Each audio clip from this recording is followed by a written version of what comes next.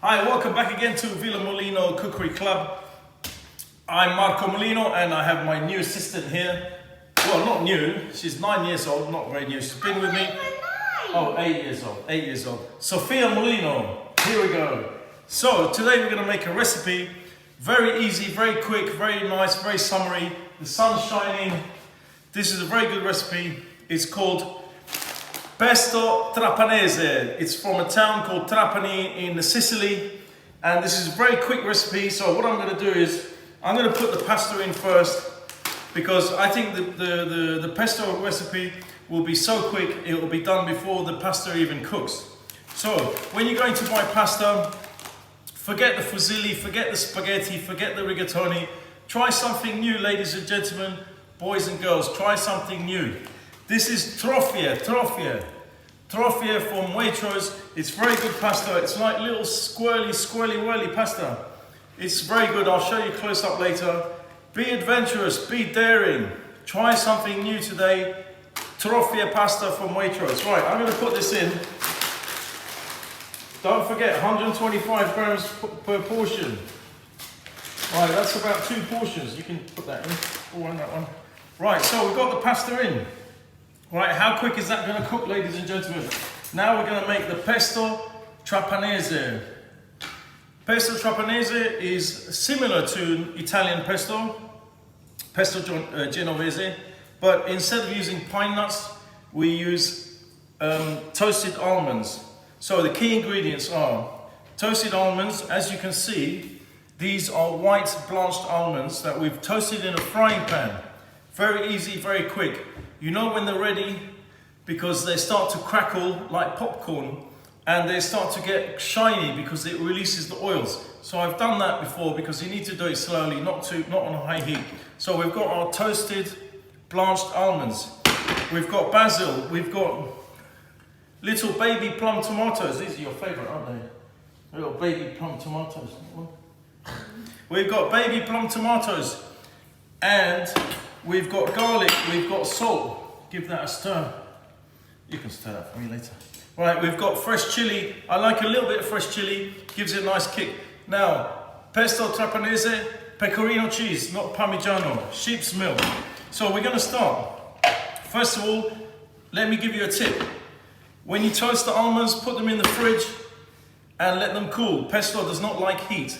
Pesto likes cold. The olive oil, put the olive oil in the fridge. Yes, that will keep the nice bright green color on the pesto, and it will stop it from going dark. And after you make the pesto, don't put it in a metal container. Put it in a ceramic container or a Tupperware container. Right, so where are we going now? We're gonna start. I'm gonna do this sideways. Yes, give that a stir. So we've got toasted almonds. Toasted almonds. We've got garlic. Garlic just coarsely chopped on the microplane. You don't want any bits of garlic in the pesto. Coarsely chopped on the microplane. That way it's already done half the job for you. What else have we got, ladies and gentlemen? What else have we got? We've got some nice black pepper. I like black pepper, yes. Black pepper. We've got salt. I'll give you the measurements at the end, don't worry. We've got a little bit of dry chili, just to give it a little bit of a kick. A little bit of dry chili. So, we've got pecorino cheese, basil, cherry tomatoes, plum tomatoes. We don't need that. So let's start. Let's start. And we want like a quarter of the oil, just to bind, just to help the almonds. Right, here we go. Just enough oil so the almonds can get nicely chopped. Bit more oil, I can see what I'm doing. Right, at this point, you want a coarse pesto, leave it coarse. You want a fine pesto, chop it some more. Right, nearly there, nearly there. Now, I'm not putting the basil in because the basil does not want to be overcut too much. I'm going to do the basil right at the end, right at the end. Right, let me see. That's kind of medium fine. A bit more. Well, right. Now I'm going to put a few tomatoes in here. Yes, we're going to put some tomatoes in the pesto and some afterwards. So we got half and half. Here we go. This is tasting really good. So now we see the little tomato pieces, yes. So, now we still got the basil, the cheese, and the tomatoes. This is just for decoration. How's the pasta coming along? Good. It's good, yeah. Stirred it. Oh, you just stirred it? Sorry. Okay. Right, so this is the almonds toasted, olive oil, garlic, chili, salt, pepper. Don't put the basil in with the almonds, or when you're making pesto, don't put the basil in with the pine nuts because it'll go black and they'll get all mushy. So what we do now is we've got the almonds here in the oil. Now, here we go. We've got the almonds in the oil. Now, what do we want? Parmesan is the pecorino's already grated, so we need the basil. The basil. I'll give you the recipe. So the basil, minimum amount of chopping with the basil. And also cold oil, ladies and gentlemen. This has been in the fridge. Cold oil. Fantastic. Right, now we put all the basil and the rest of the oil. The rest of the oil.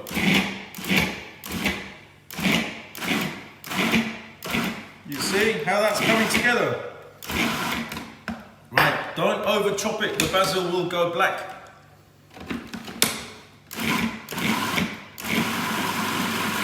Here we go again, coarse pesto, coarse chopped, fine pesto, fine chopped. You decide, ladies and gentlemen, boys and girls. Do you like pesto? You haven't tried it yet? I have. Oh. I kind of Right, like so almond, basil, look, basil nice and green, hasn't lost the colour. Right, that goes there. Right, basil goes here. Basil. Right, nearly done, look at that. Right, that's all done. Now, we squish all that together. Finish the rest of the oil because we've got to get the recipe to be exact. Right, squish all that together. Right. That's the basil, the almonds, the tomato, the salt, the pepper, the chili. Right, see the little bits of tomato in there? Right, now we've got the Parmesan cheese, the pecorino, sorry. Pecorino, sheep's milk. We work in the pecorino. We work it in, work it in.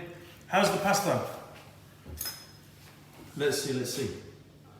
Ooh. Nearly done. Nearly done. Work in the, I do need a bigger bowl, but I don't want to use a metal bowl because when you cut basil, the metal, if it comes in contact with the metal, it'll go black. Yes, don't put it in a metal container, put it in a jam jar, put it in a Tupperware.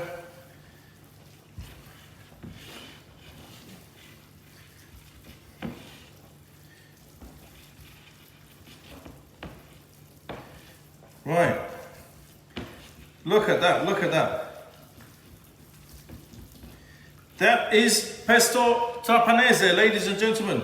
All done. I'm going to do it with some pasta. I'm going to do it.